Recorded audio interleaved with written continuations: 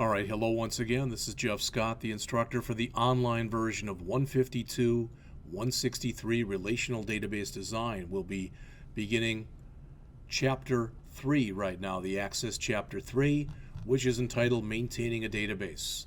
Our objectives: we want to be able to add, change, and delete records, search for records, filter records, update a table design, use action queries to update records, use delete queries to delete records, and both of those are action queries.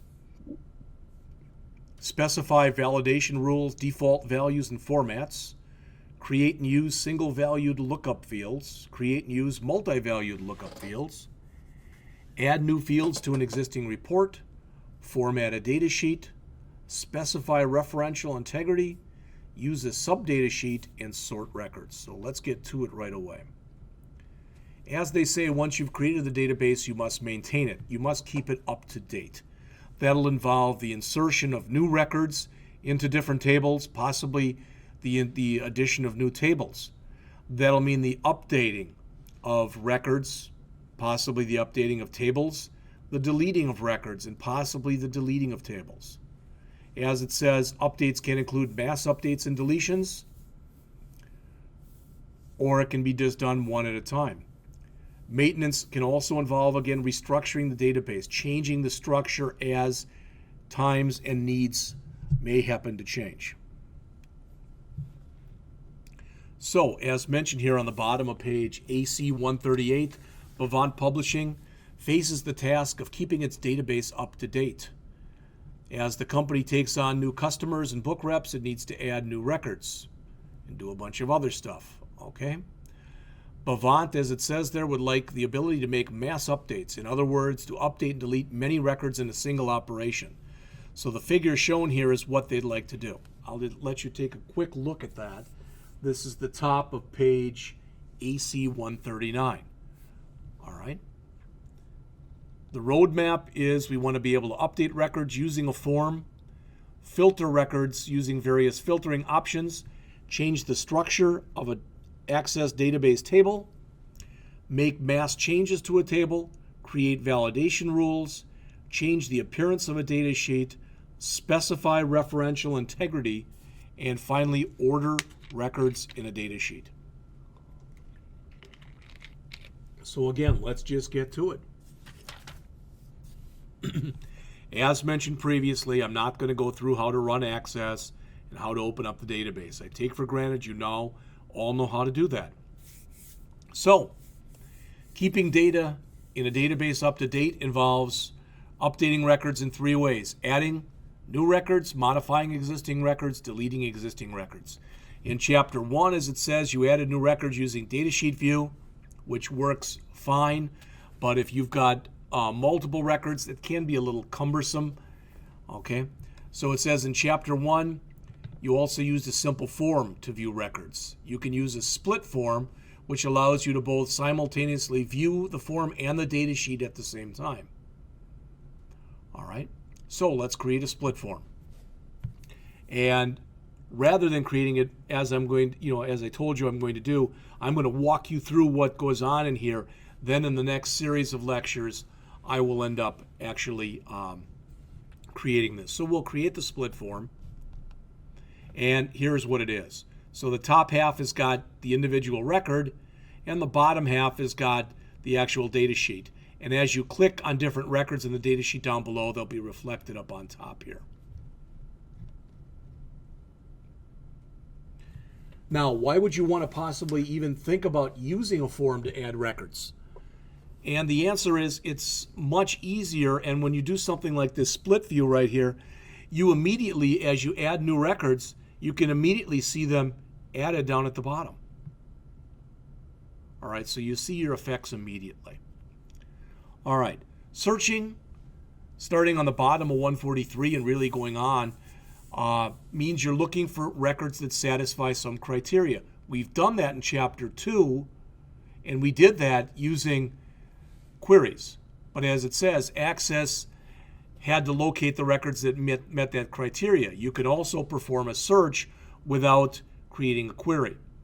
So that's what we'll do here. We'll go in and we'll basically look for a certain customer number, all right, and jump to that record. So again, what we're talking about here is something I mentioned to you earlier, and that's this. We can select, which means view but not change database information. Insert, which means add new data into a database. We've got update, which means modify existing database data.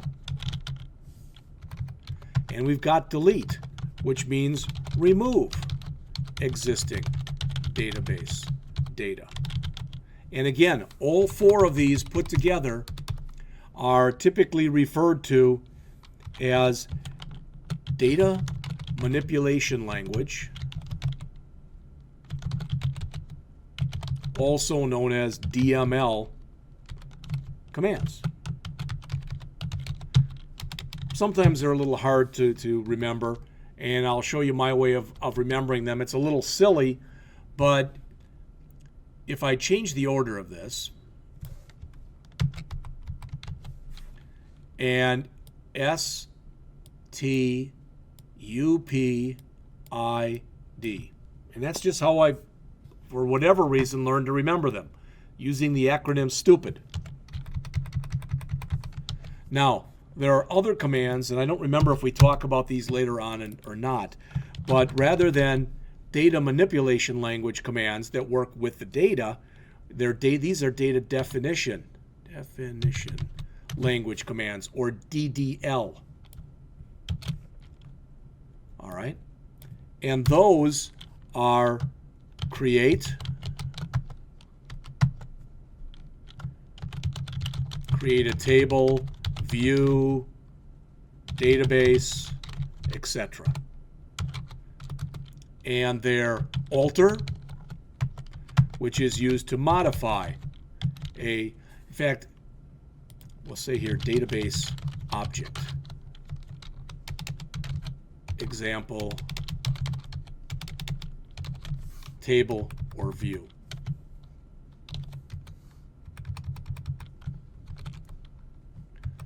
All right.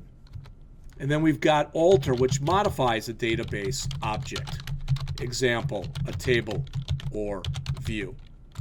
Then we've got drop, which allows us to remove a database object. But the key word here is these DML commands, they work on the data. These commands, the data definition language, they work on what's called the schema. The data is the actual information that you see in the database. The schema, on the other hand, is the way you've defined the table, or the way you've defined, whatever. All right, we'll look at that some more as we go on in here. So, not only can you add new records using forms, but you can also modify existing records. And they've got an example in here where they want you to add a hyphen to a record. All right. Also, so again, you can add new records, modify existing records, or delete records.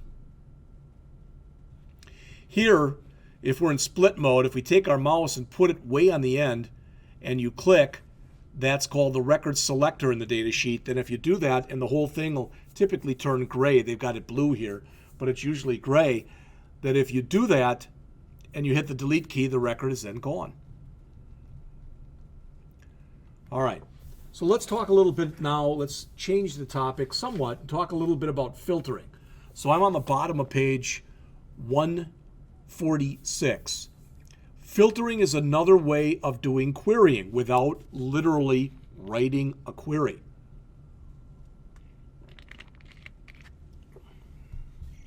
There's 4 types of filters available, and they're going to talk about each one of them in here. There's filter by selection, common filters, filter by form, and advanced filter and sort. Notice you can do these in either datasheet view or in form view. When you filter by selection, as shown here on page 147, as it says, you give Access an example of what you want it to select. All right, all the stuff that's here is going to be under your Home tab and under the Sort and Filter area that you see in here. So when you click on the filter, you tell it what it is you want to look for.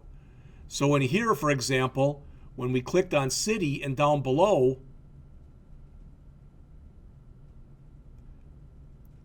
it says here, tap or click the City field on the first record, and that'll specify Greer is what you're looking for. Once you do that, the system's just going to come back and display only the records that you filtered. And you'll notice how when you do this, it says toggle filter, where you can turn it on and off. Okay. So if you click the toggle button, it goes from just the 2 back to the original 15 or whatever it was that we had in here. All right, to clear a filter, as it says, tap or click the advanced button, Home under the Sort Filter group, and tap or click Clear All Filters. We'll look at that in just a few minutes. As far as using a common filter, this is the bottom of page 148. As it says, if you've determined that you want to include those customers whose city begins with a G, filter by selection would not be appropriate because none of the options there support that type of criteria. So you can filter individual fields by using one of the common filters, and that's what they're showing here. Again, we're going to go through all of these examples in the next part of the set of lectures here for the chapter. Third, we have filter by form. As it says, filter by selection and the common filters are quick and easy ways to filter a value in a single field. For filters that involve multiple fields, these are not appropriate, so you'd use filter by form, which allows you to base a filter based on multiple fields and/or multiple criteria. So in this example they show here, we want to find only customers whose returns are 0 and whose book rep is 42. Now we did something like this earlier, but we did it writing a query. If you don't want to leave your table, you can also use filtering, all right, to get the information that you're looking for. So those are the first three, and the fourth one on page 151 is advanced filter sort. As it says, in some cases the criteria will be too complex even for filter by form. And they give an example. So you can use advanced filter sort for complex criteria, as well as, it says, as the ability to do sorting on the results. I believe this is the only one that actually does sorting. All right. Now notice, very good section here on the bottom of page 152, and they've got some more points on the top of 153. The author says filters and queries are related in 3 ways.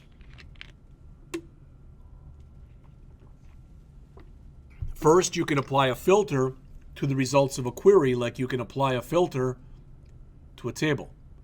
Second, once you create a filter using advanced filter sort, you can save the filter settings as a query by using the Save as Query command.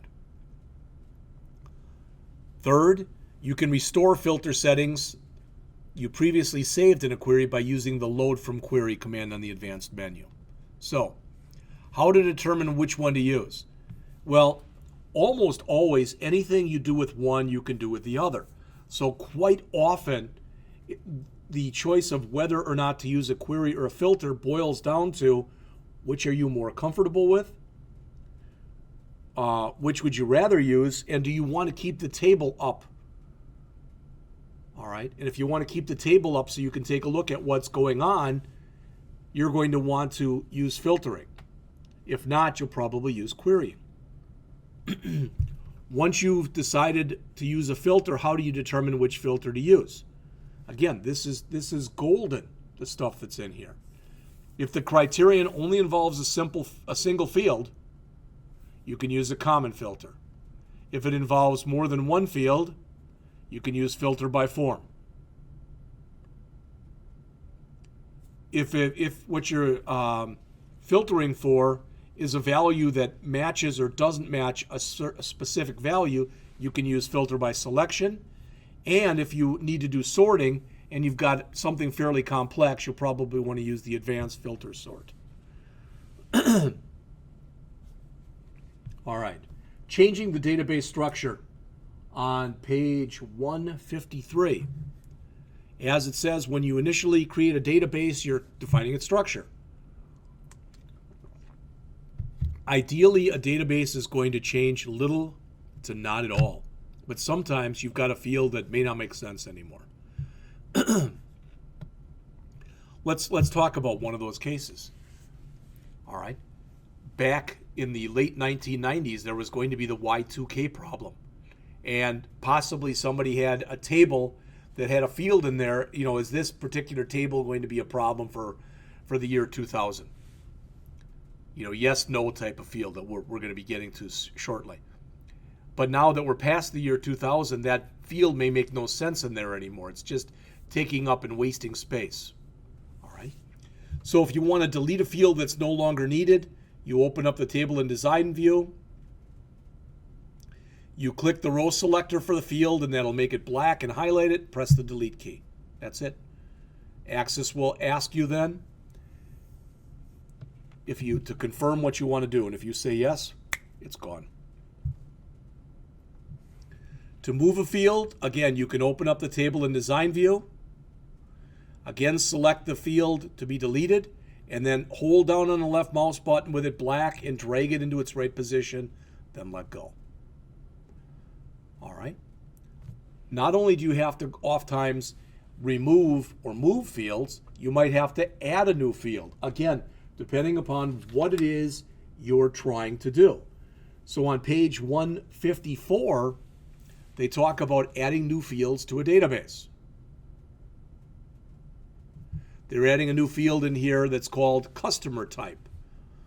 All right, which can have, it looks like HS for high school, COM for a community college, and UNI for a four-year college. Now that's just what they happen to use.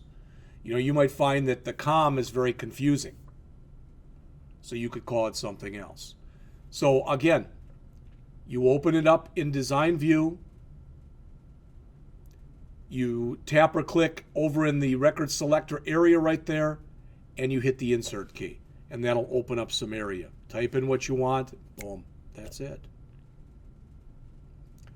Bottom of page 154, I should say, they talk about a lookup field.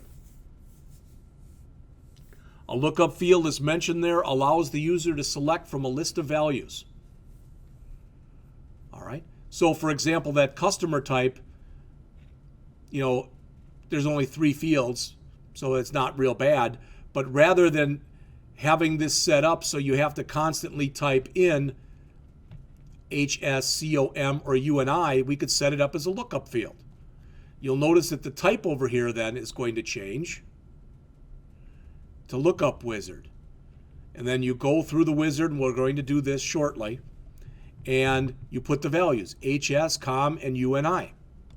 All right, you save it, and then basically what that's going to do is when you're putting that in and you click on there, you'll get a drop-down list with the 3 possibilities. Probably not something that you want to use, even in the example for the book reps that we have, the book rep number, all right? Or something like that. If you only have 3 or 4 book reps, if you have hundreds or thousands, you'd have to remember all those numbers. It wouldn't make any sense to do it that way. All right, but sometimes using this can be a very nice feature to have. All right, next, 156, bottom of the page, adding a multi-valued field. Sometimes fields can only contain a single value, but it is possible to have multi-valued fields.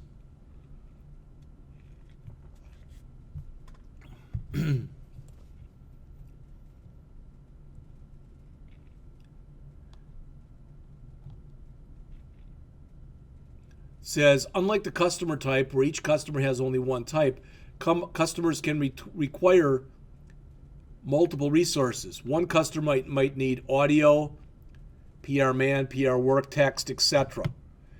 Creating a multi-valued field uses the same process as a lookup, with the exception that you check allow multiple values. Now, I will tell you that you'll read it if you look at enough database books that you should never have multi-value fields. If you've got a multi-valued field, that's a sign that you should take whatever it is you're working with and put it into a new table. But if you're working with a database, a relational database management system like Access, which is really pretty simplistic,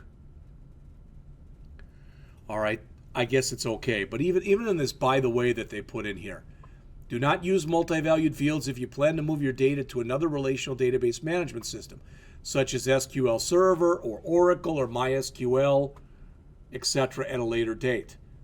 Other RDBMSs do not support multi-valued fields. All right, so it's something really we should just keep away from. All right.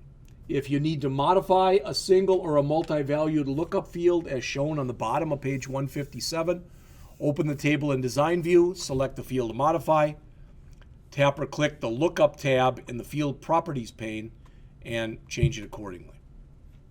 You can add calculated fields. So what they're saying here is you can add a calculated field into a table when you create it. In the last chapter, we saw how to add calculated fields into queries, but you can also add them into the table if indeed you feel you have a reason to do that. They're called a calculated field, or as mentioned, a computed field. I've never heard that term, but I've heard calculated field before. So this section talks about actually including a calculated field in a table. Notice users will not be able to update this field because Access automatically performs the necessary calculations and does whatever it has to do. So we'll look at that shortly. All right, let's jump up to page 160. And on 160, they start talking about mass changes. In other words, having the ability to go in and change a lot of different things at one time. Now, when you do this, you're going to be doing an action query, and I should actually show you this. So if I get back into Access here, you may or may not have noticed, but if I go over to, is it home?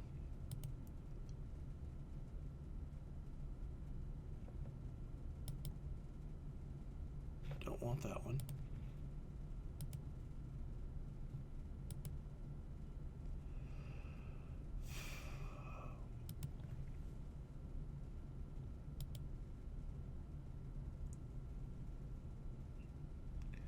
When we do go into queries and we start going into actual query design, there it is. Notice that there are different kinds of queries here. A select, which just shows the information. A make table query, where you run a table, you take the results and you create a new table based off of them. An append, where you can run a query, grab the results and append them or add them onto a table. An update, where you can run a query to change a table. And crosstab we've already looked at. And delete, where you can run a query to delete records from a table. All right.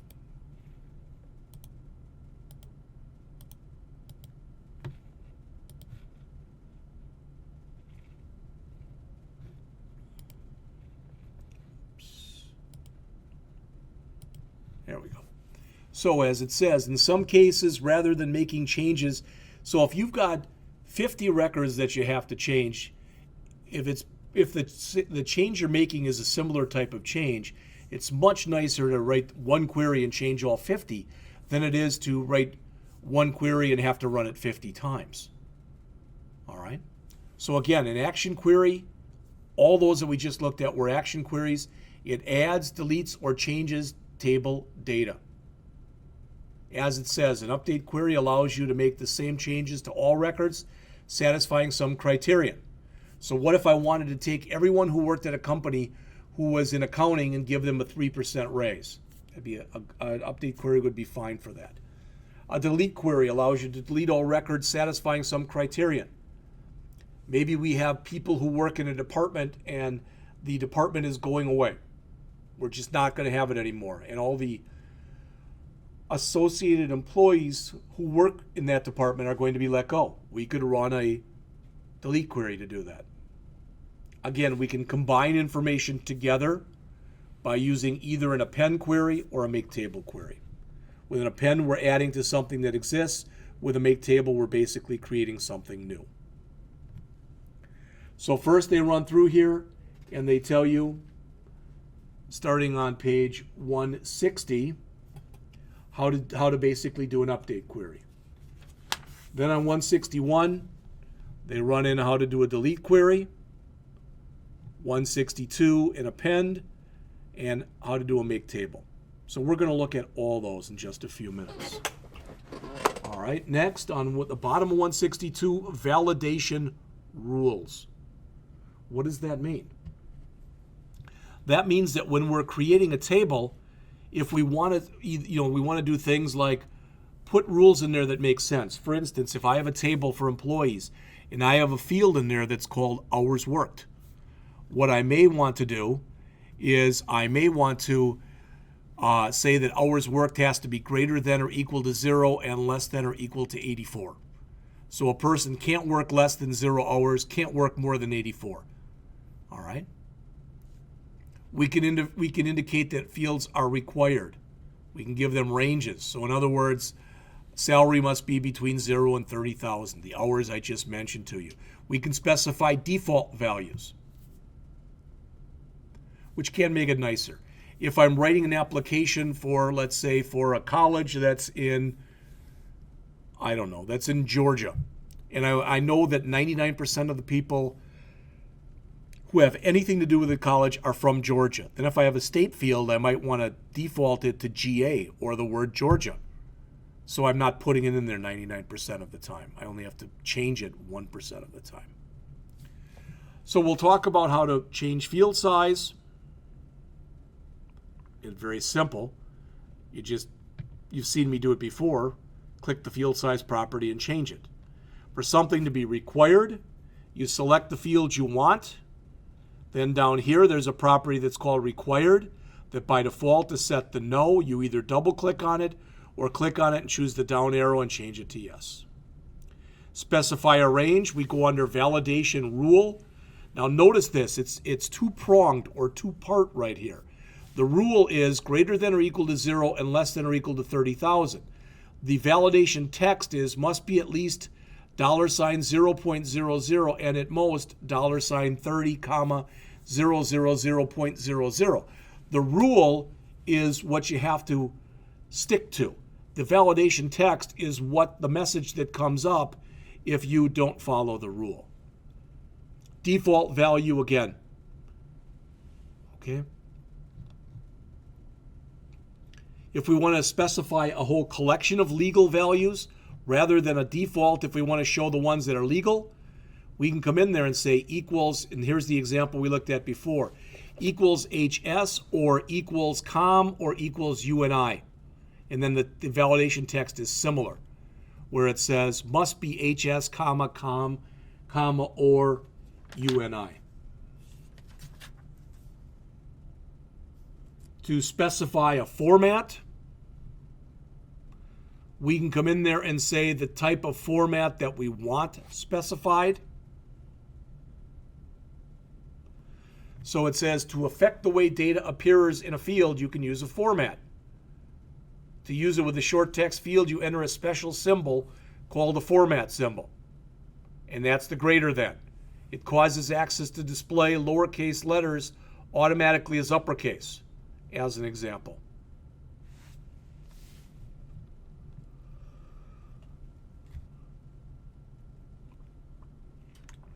So we'll go through some validation rules, some default values, and some formats in just a few minutes.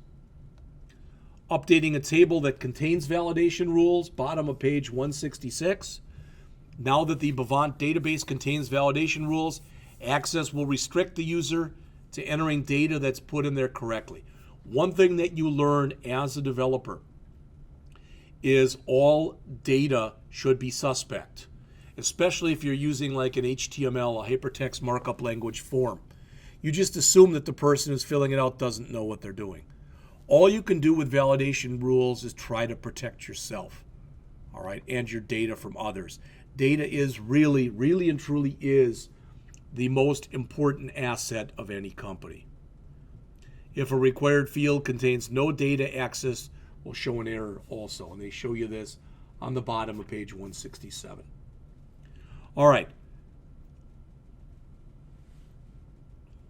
When entering invalid data into a field with a validation rule, is it possible you could not enter the data correctly? Sure. What would cause this? Well, you might have a field that you say is numeric, but just because it's numeric, it doesn't mean that you can put a $ in there, as an example. Making additional changes to the database, and I'm on page 168 right now. It says, now that you've changed the structure and created validation rules, there are additional changes to be made to the database. We're going to use both the lookup and a multivalued lookup to change things that are in there. We'll update the form and the report to reflect these changes also. So we'll run through this example that's on pages 168, or the example on 168. Then we'll use a lookup field on 169 and a multivalued lookup field on 170 and 171. Again, we're going to go through all these in just a few minutes. To update a form to reflect the changes in a table, we'll do this. Okay? So again, the idea is for customer type, we don't want the user, even in the form, to be typing that in.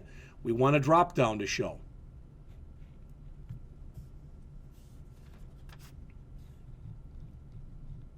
We'll run through that example.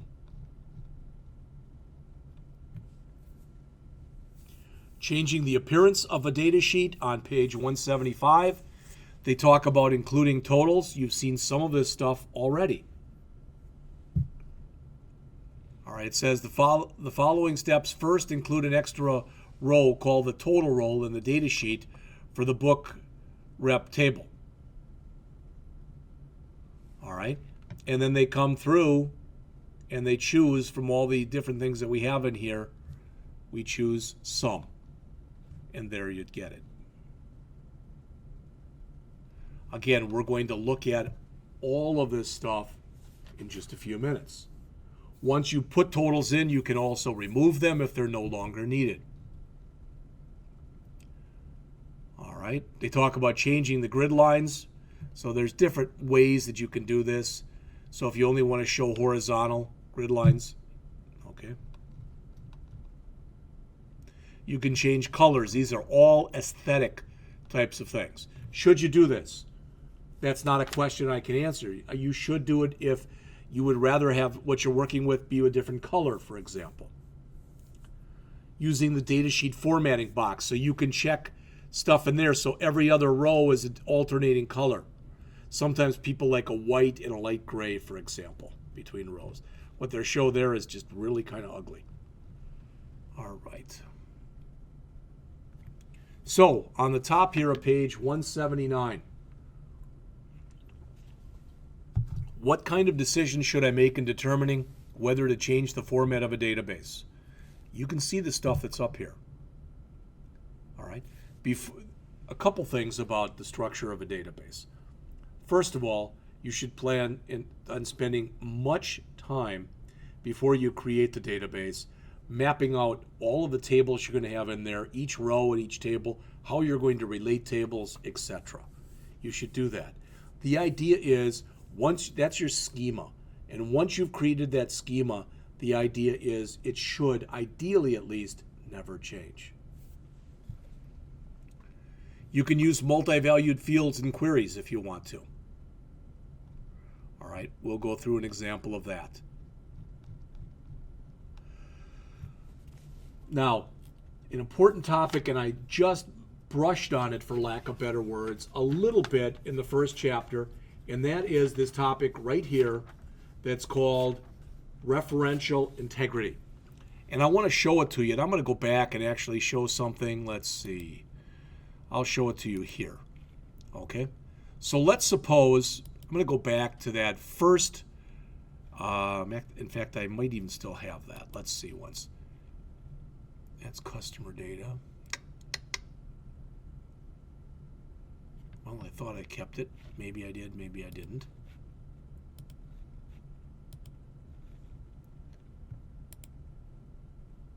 Yeah, it's here. All right. If you remember, we looked at this in Chapter 1. All right. And what does this have to do with referential integrity? If you set up referential integrity, if you turn it on, what that means is if I attempt to remove that record from the departments table, I attempt to remove record 1. Remember, this is a one-to-many relationship. Every one department has 0, 1, or many employees. So that's the one side, that's the many side. If I attempt to remove that record from the table, referential integrity says if there's anyone in the other table that's still referencing that, and you'll notice there are several records here that do, all right, that I will not be allowed to remove that record as long as I have child records that depend on it. The idea is no orphan records, no child records that don't have an associated parent. That's what referential integrity, in a nutshell, that's what it's all about.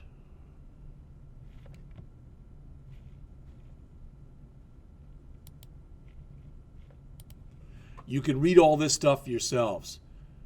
All right. What we ended up doing in order to do that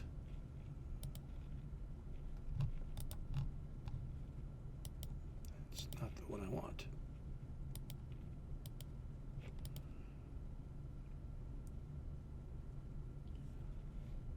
When you set all this stuff up, you can also say, you can set up what are called cascading rules. So I can say, all right, if I am going to allow this one to be removed, then what do I want to do with these records?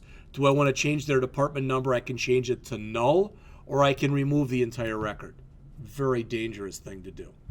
But again, it's something that indeed can be done. Okay?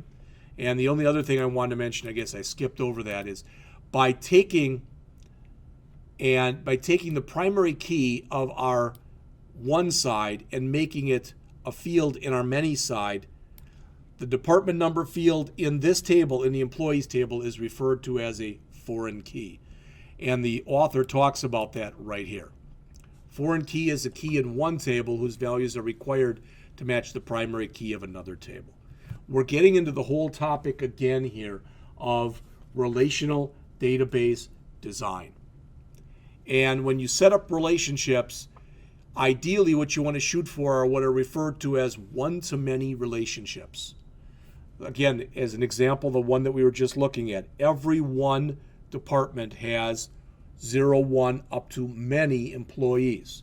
That's ideally what you want. So the issues that you have to address when you're doing this, I jumped ahead a little bit, but on the top of page 182, the author talks about cascading deletes, where if you remove the parent, the child records are removed, or cascading updates, which say you can make changes, but you will automatically change the child record also, or records. Next, they show you how to specify referential integrity on 182, 183, and 184. We're going to run through that shortly.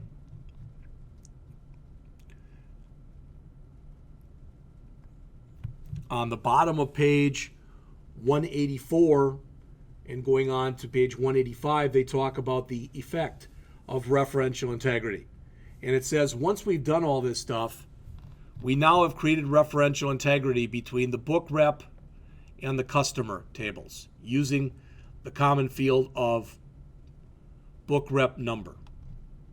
All right. So as it says, Access will now reject if I try to put into the customer table, okay, which is our many side, if I try to put a book rep number in there that doesn't exist. If I attempt to remove a book rep number from the book rep table and there are still child records, it won't let me do that either. And that's what they talk about in here. All right, turning up to page 185. As we're just about through with the chapter, say, is it possible to view the customers of a given book rep when you are viewing the data sheet for the book reps table? All right. It says, why is data from one table visible when viewing another table? It's because you're using what's called a subtable. So when you create a table and you set it up for a subtable, they'll have little plus signs on here. That means that it has a subsheet available. So if I click on the plus sign right here, it'll show me all of the customer information for book rep Melina Perez. And again, we'll look at this in just a couple minutes. All right. Handling data inconsistency on the bottom of page 186. The author says, in many organizations, databases evolve and change over time. I would actually say that in most organizations, it's like that. All right. So there's a couple more queries that we can come up with. It says when an organization merges a couple databases it may find that it has duplicative records. So there's a find duplicates query wizard that you can use to find duplicates and remove the duplicate. There's a find unmatched query wizard that we can use.